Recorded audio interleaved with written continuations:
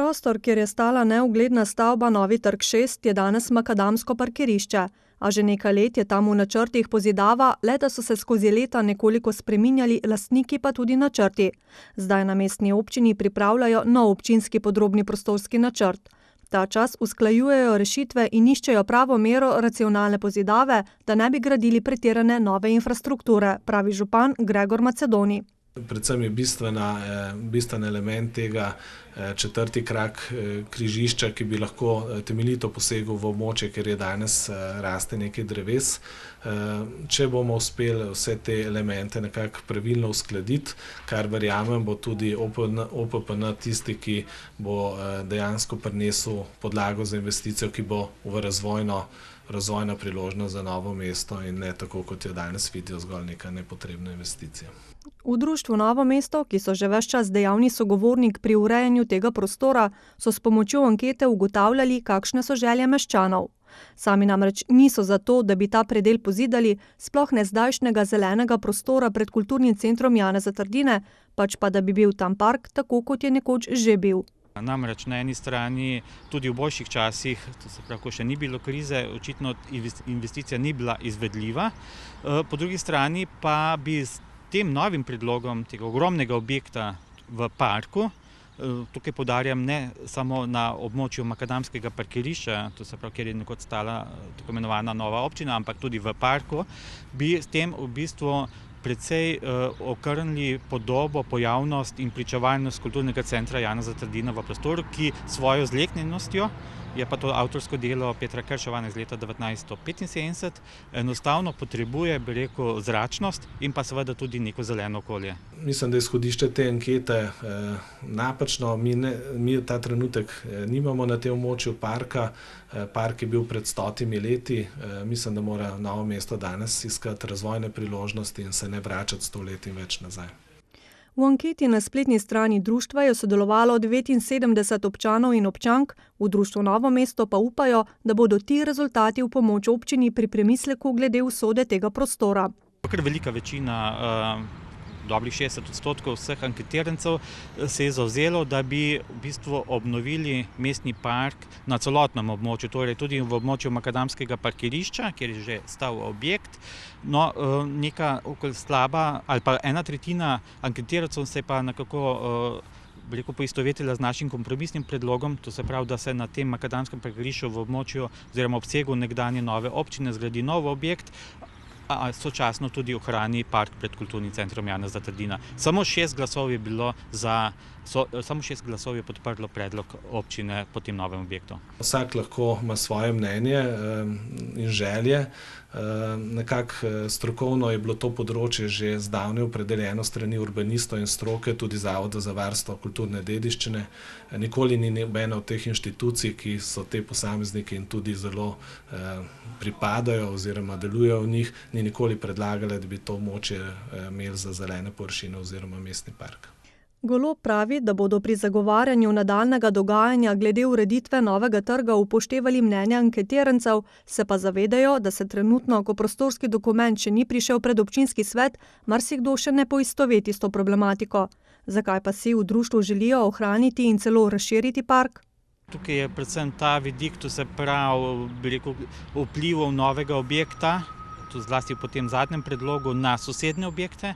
Tukaj moramo reči, da imamo tukaj 2 objekta dediščine. Na eni strani, kot sem že omenil, kulturni center Janeza Trdina, ki je avtorsko delo Petra Krševana iz leta 1775 in svojo zasnovo zahteva, bi rekel, nek odprt prostor pred pročeljem, in na drugi strani seveda starega okrajnega glavarstva, danes stare občine, ki bi jo nov objekt ravno tako osenčil oziroma bi imel na njo določene negativne arhitektonske poudarke. Kdaj bo prostorski dokument obravnaval občinski svet, še ni znano. 7. aprila leta 1365 je Rudolf Habsburški ustanovil Novo mesto. Danes je to dan, ko praznuje novomeška občina, in praznik so tudi tokrat obeležili slavnostno sejo in podelitvijo nagrad in priznanj mestne občine Novo mesto. Častna občanka je postala Rija Bačar za življenjsko delo in dosežene pomembnejše trajne uspehe na novinarskem in publicističnem področju. Sprva sem bila kar malo zmedena in presenečena, ker nisem nikoli pričakovala kakšnih takih časti, ampak zdaj pa moram priznati, da mi pa kar je pri srcu, ko vidim, da so tudi drugi ljudje za to in pa naj bo za moje pozne rodove en spomin, da so imeli pač eno tako omo, ki je kaj naredila, ne. Res mislim, da gre za gospo, ki res lahko rečemo meščanka. Ona je s svojim likom res neko avtentičnost izžareva. Mislim, da je v svojim delom seveda zaznamovala svoje obdobje, pa vendar verjetno lahko danes rečemo, da je osebnost, ki je lahko zgled marsikateri ženski danes, kako je s to svojo pokončnostjo in avtentičnostjo šla skozi življenje in mislim, da je prav, da smo to njeno zgodbo tudi prepoznali in nagradili. To pa ni njeno prvo veliko priznanje, saj so ji ga že podelili tudi stanovski kolegi. To sem pa dobila po novinarski liniji že prej, ne? Ampak če si enkrat novinar, si do smrti, se pol z upokojitvijo prenehaš v poklicu delati. Ker se mi zdi, da to mi leži in jaz moram vsak dan napisati vsaj par vrstic. Nagrado Mestne občine Novo mesto za leto 2016 za pomembnejše trajne uspehe na področju filmskega ustvarjanja je prejel Žiga Verc, ki je navdušil s filmom Houston, imamo problem. Pred par leti sem prejel tudi Trdinovo nagrado. Je pa res, da se je vmes zgodilo toliko stvari, da se je očitno komisija odločila, da je potrebno podeliti še eno nagrado. Jaz sem ful vesel te nagrade, predvsem zato, ker že v bistvu po srednji šoli smo si šli dosti po svetu, predvsem na študij, pa po tujini, pa na workshope, delavnice, mednarodne koprodukcije. Recimo moj celovečerni film je bil pač koprodukcija 5 držav, ampak mi je všeč, da vedno potem nekako na koncu v petek zvečer pristanemo lepo v KC-ju skupaj, da spijemo kozarček in vemo, iz kje smo.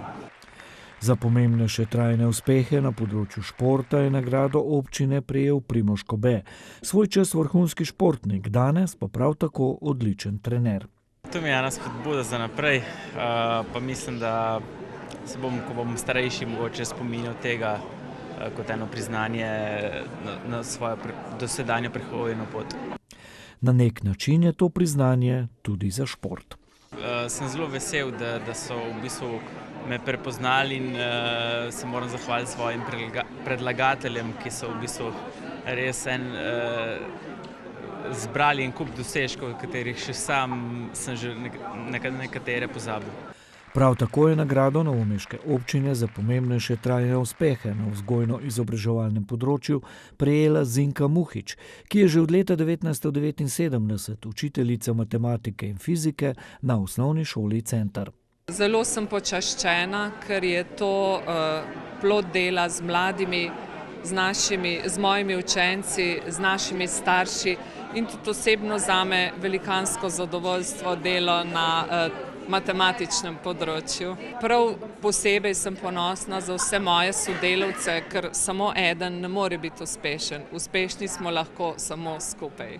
Trdinovo nagrado za trajne uspehe na literarnem področju je prejela pisateljica, prevajalka, literarna kritičarka in esejistka Barica Smole. Trdinova nagrada je v bistvu, bi rekla, novomeška Prešernova. To ni kar tako, ne? In te nagrade, ta priznanje za literate in tudi tiste, ki delajo na področju, ki so blizu literaturi, ali so to uredniška ali kakršnakoli druga, to je, mislim, ponosen si lahko. No? Posebno me pa veseli, ker zdaj nisem prebivalka Novega mesta in se to tistim, ki niso tukajšnji meščani, to izjemoma po odloku podeljuje. Fajn je, ja. Trdinovo nagrado je prejel tudi Marjan Hren in sicer za pomembnejše trajnostne uspehe na kulturnem in literarnem področju ter pri ohranjanju kulturne dediščine. Trdinovo nagrado običajno dobiš lahko samo enkrat v življenju. Ne? Zelo sem je vesel, ponosen sem na tole. Nisem pričakoval nagrade za svoje delo, ampak bom rekel, zdaj, ko sem slišal od drugih, kaj sem počel skozi življenje, sem pa pravzaprav kar vesel in ponosen. Ne? Grbe mestne občine Novo mesto so prejeli škofija Novo mesto za uspehe in doprinos humanem, domoljubnem in estetskem okolju. Gimnazija Novo mesto za dolgoletne uspehe na vzgojno-izobraževalnem, kulturnem, športnem, humanitarnem in narodnostnem področju ter prostovoljka Anica Korasa. To leto je sicer Novo mesto v znamenju jantarja. Jantarno leto je zgodba, ki jo hočemo pokazati svetu. Vemo, da se zelo navezuje na našo arheologijo, pa vendar jo hočemo prikazati širše kot neko promocijo novega mesta v Sloveniji in širše v evropskem prostoru. Mi bomo z res bogatimi tako razstavami kot mednarodnimi dogodki to obeležili in verjamem, da bo marsikdo v Sloveniji in svetu še lažje prepoznaval vso to bogatstvo novega mesta, ki ga imamo. Glavni izziv novomeške občine v tem letu pa bodo prenove na vseh področjih s poudarkom na prenovi mestnega jedra. Več kot 10 krajevnih skupnosti novomeške občine se je udeležilo sedaj že tradicionalne velike čistilne akcije Očistimo sosesko. Občani so čistili svoje soseske, parke, sprehajalne poti in še marsikaj. Mi smo se v bistvu pridružili pozivu občine, se pravi Dan zemlje in da očistimo krajevne skupnosti. Z odzivom smo zelo zadovoljni, imamo pa tako srečo, da v bistvu živimo v zelo čisti krajevni skupnosti. Občina in službe lepo skrbijo, opažamo, da je v bistvu sčiščeno, da je malo smeti, tako da v bistvu, ko smo se odločili, kaj bomo postorili, smo ugotovili, da v bistvu bomo zelo pedantni in bomo pač pometali ulice. Tako da smo tudi priskrbeli za vse udeležence metle, za otročke, tako da bomo pometali najbolj te ulice, ki so malo bolj odročne. Zbralo se je, mislim, da se skupaj nekaj več kot 10 krajevnih skupnosti v mestni občini Novo mesto. Vsi so locirali svoje najbolj, bom rekel, umazane predele njihovih krajevnih skupnosti in so se lotili čiščenja. Vsakoletna čistilna akcija je tradicionalna že, mislim, da poteka že kar nekaj let. V krajevni skupnosti Center pa bomo prebivalci počistili pred svojim pragom. Locirali smo 2 ulici, za katere so bile ocenjene, da so najbolj zanemarjene. Ena skupina se bo odpravila na Kapiteljsko, druga skupina pa na Vrhovčevo ulico. Na svoj način je bila ta akcija tudi del aktivnega praznovanja občinskega praznika. Zelo smo zadovoljni, torej tudi krajevna skupnost Mestne Njive sodeluje te akcije Očistimo sosesko. Zbralo se nas je približno 25, ker je naša krajevna skupnost kar precej razgibana in velika, smo se razdelili v 4 skupine.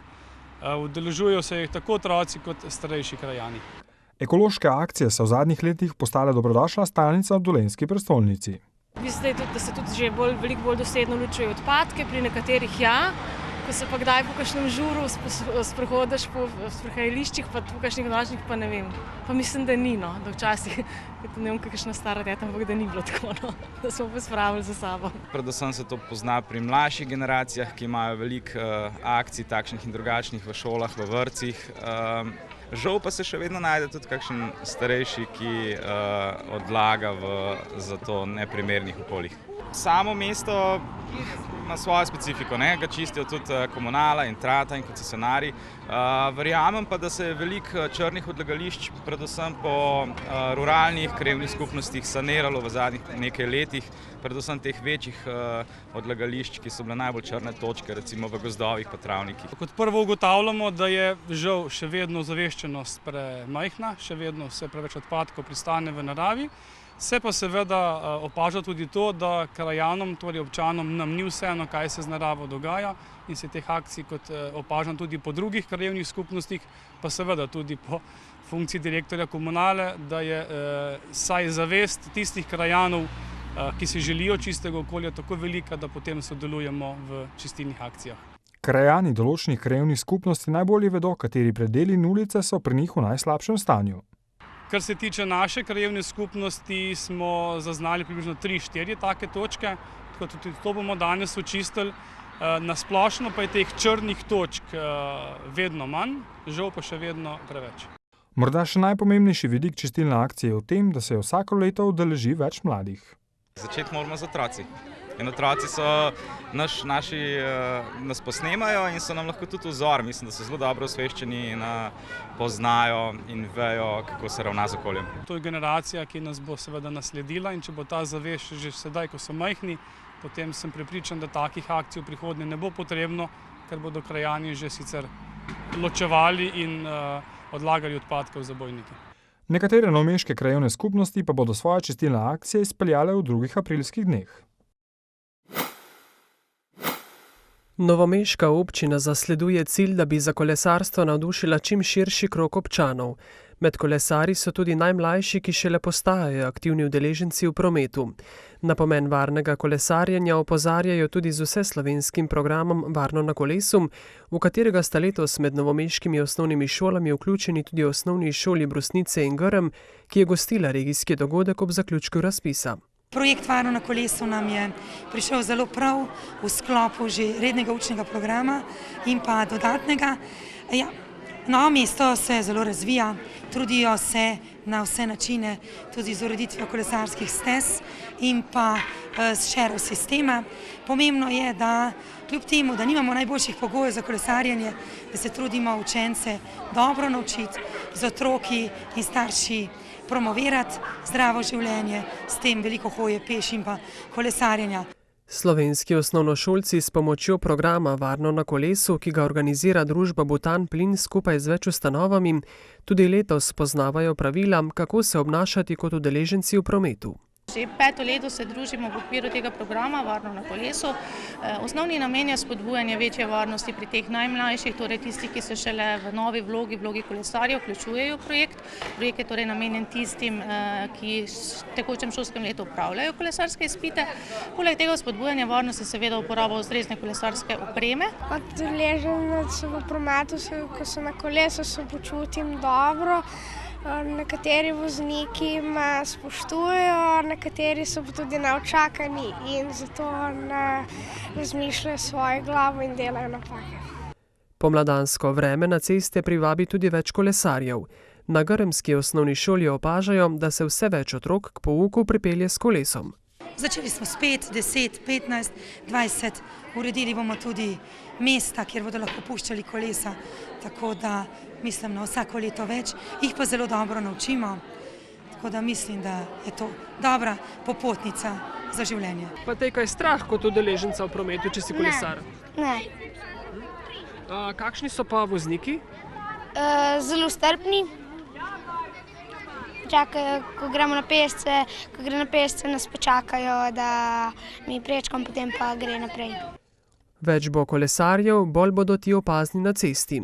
Težave obstajajo, a treba jih je dojemati kot izzive, pravijo na šoli. In na koncu koncev se tudi vsi trudimo, tudi mestna občina Novo mesto, da bi čim bolj se približalo otrokom, kolesarjem in nasplošno tudi s klubi, tako da mislim, da promocija vožnje s kolesi smo v teku in napredujemo. Otroci kolesarji so ena najranljivejših skupin v cestnem prometu. Bi opozoril, da smo vsi del tega varnosti in da smo vsi pozorni na kolesarje, s tem, da to ne pomeni, da kolesarji lahko vozijo kar tako, ampak da tudi oni, da se držijo vseh teh pravil. Med najpomembnejša pravila sodi uporaba varnostne čelade, ki jo morajo po novem uporabljati tudi vozniki kolesa z motorjem s hitrostjo do 25 km/h. Poglejte, glava kot taka je osrednji del telesa, ki v bistvu ravnava vse naše funkcije in največkrat se žal zgodi, da ravno zaradi neuporabe čelade dobimo oziroma utrpimo take telesne poškodbe, ki so lahko usodne. In je to res eden od momentov, ki ga je potrebno upoštevati in več, ko bo uporaba, tudi bolj bomo previdni in tudi bolj varni. Pa otroci vedo, zakaj je obvezno nositi čelado? Če padeš, da si ne poškoduješ glavo. Ja, jaz se tudi nosim, ker je tako bolj varno, pa še manj posledic lahko preneseš, če se zgodi prometna nesreča. Kakšno bi pa bilo vaše sporočilo voznikom, pa tudi vsem drugim udeležencem v prometu, kako naj pazijo na vas otroke, ko ste na kolesu? Naj pazijo zelo dobro, ker smo pač še mladi in se tudi ne zavedamo dobro, nismo še navajeni, pa bi mogli tudi bolj biti strpni in ne pod vplivom alkohola. Vseslovenski program Varno na kolesu poteka že 5. leto zapored in je do danes združil že več kot 10 000 mladih kolesarjev in kolesark z več kot 250 osnovnih šol.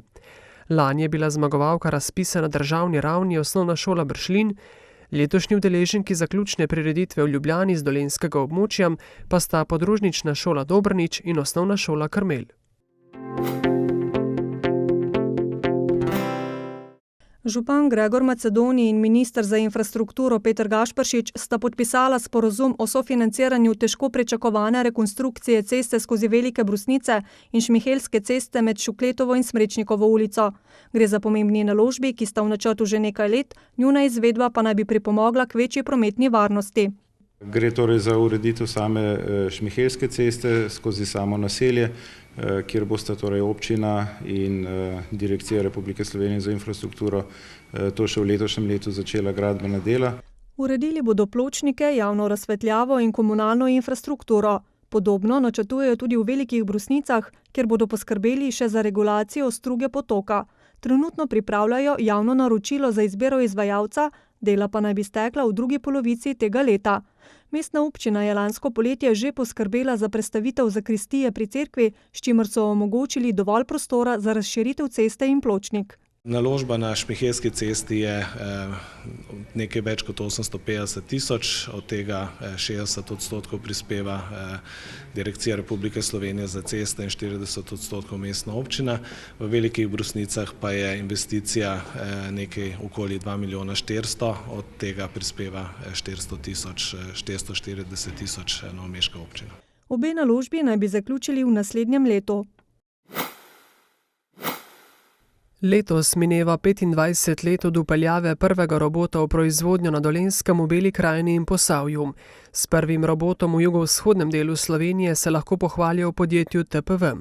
Razvoj robotike je v zadnjem četrtletju izjemno bliskovit, je bilo slišati na dnevu avtomatike in robotike na novomeškem šolskem centru. Na začetku je bilo veliko bojazni. O izgubi delovnih mest, o poškodbah, ki jih bodo roboti naredili in tako naprej, vendar razvoj tega smo videli, da je prinesel kvečjemu pozitivne učinke. Podjetja in ustanove z Dolenjske, iz Bele krajine in Posavja pri svojem dnevnem delovanju uporabljajo 717 robotov, daleč največ jih imajo v Revozu, kar 474. Največ jih je v departmaju karosernica. Tle treba povedati, da smo jih v letu 2014 v enem letu ugradili preko 300 in to je dejansko popolnoma nova karosernica. Če so imeli v TPV-ju pred 25 leti enega robota, jih imajo danes že 90. Njihova prednost je, da ne delajo tistih napak pri pomenujočih gibih, kot se to zgodi pri ljudeh. Delajo v 24 ur, 7 dni v tednu. Mi planiramo v nekaj naslednjih letih, da bi prišli do stanja en robot na enega zaposlenega. Avtomatika in robotika bosta še pomembnejši jutri. Mi smo v tem trenutku regija odličnosti, izvozna regija, zelo prepoznana po odličnih podjetjih, vendar zavedati se moramo, da to ni nekaj dano od Boga, ampak je nekaj, za kar se je treba vsak dan boriti. Robot najbrž ne bo nikoli povsem nadomestil človeka pri delu, a kot smo lahko videli danes, lahko povsem brez težav sam natoči kozarec s pijačo. Zaradi vse bolj nezdravega načina življenja so vse pogostejši srčni napadi, za hitro pomoč pa so ključni defibrilatorji. Mreži krajev, ki se ponašajo z avtomatskim eksternim defibrilatorjem, so se pridružili tudi v Prečni. Danes vsi vemo, da je srčni infarkt in srčni zastoj nekaj vsakdanjega skoraj že. Tako da pridobitev po naših mnenjih je zelo dobrodošla. Uporabljenost pa upajmo, da bo čim manjkrat. Znanje občanov in občank o nudenju prve pomoči z uporabo defibrilatorjev se iz leta v leto širi. K temu pripomorejo tudi številna izobraževanja. Vendar v planu ima krajevna skupnost izobraziti prostovoljne gasilce gasilskega društva Prečna za uporabo le-tega in pa seveda vse zainteresirane krajane, kateri bi želeli to uporabljati oziroma nuditi pomoč sočloveku. Defibrilator sta krajevni skupnosti predala novomeški župan Gregor Macedoni in predstavnik zdravstvenega doma, ki je tudi prikazal postopek oživljanja.